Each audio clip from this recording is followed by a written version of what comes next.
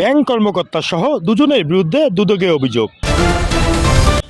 লালমনিরহাটে check জালিয়াতি ও মিথ্যা মামলার অভিযোগে উত্তরা ব্যাংক পিএলসি লালমনিরহাট শাখার ব্যবস্থাপক আবু বক্কর সিদ্দিক ও আব্দুর রশিদের বিরুদ্ধে দুর্নীতি দমন কমিশনে দুদকে লিখিত অভিযোগ দিয়েছেন রাজু সরকার। মঙ্গলবার 10 মার্চ কুড়িগ্রাম সমন্বিত জেলা দুদক কার্যালয়ে দায়ের করা অভিযোগে তিনি জানান, তার স্ত্রী শাহিনা আক্তার মুন্নির ব্যাংক হিসাবে চেক ব্যবহার করে তার বিরুদ্ধে 2021 সালে নেগোসিয়েবল ইনস্ট্রুমেন্ট আইনে মামলা করা হয়। এই উত্তরা ব্যাংকের জালিয়াতির কারণে আমি 6 মাস সাজা খাটি। কারণ এই শাহিনা আক্তার মুন্নি নামে যার অ্যাকাউন্ট, সেই অ্যাকাউন্টে আমার নাম ব্যবহার করিয়া আমার নামে কোর্টে মামলা করিয়ে 6 মাস সাজা এবং 3 লক্ষ টাকা জরিমানা করে। এই লালমনিরহাট শাখার উত্তরা ব্যাংকের জালিয়াতির কারণে আমি জেল খাটি এবং ক্ষতিগ্রস্ত হই এবং শেষে এখন আমি আল্লাহর রহমতে মামলা থেকে নিষ্পত্তি পাইছি। এখন কি চান?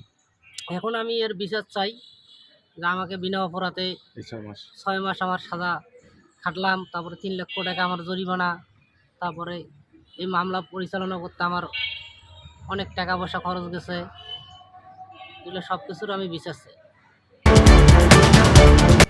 ওই মামলায় 2023 সালে তাকে সাজা দেওয়া হলেও পরে আপিলে গত 1 ফেব্রুয়ারি জেলা ও দায়রা জজ আদালত তাকে বেকসুর খালাস দেন। অভিযোগে রাজু সরকার দাবি করেন, চেক জালিয়াতি করে তার বিরুদ্ধে মিথ্যা মামলা দিয়ে তাকে হয়রানি ও আর্থিক ক্ষতির সম্মুখীনে ফেলা হয়েছে। বিষয়টি তদন্ত করে প্রয়োজনীয় ব্যবস্থা নিতে দুদকের কাছে আবেদন জানিয়েছেন তিনি। এ বিষয়ে নিয়ে উত্তরা ব্যাংক লালমনিরহাট শাখার ম্যানেজারের কাছে জানতে চাওয়া হলে তিনি ঊর্ধ্বতন কর্তৃপক্ষের দোহাই দিয়ে পাশ কাটিয়ে যান। আচ্ছা, আমাদের শেষ হয়নি তো।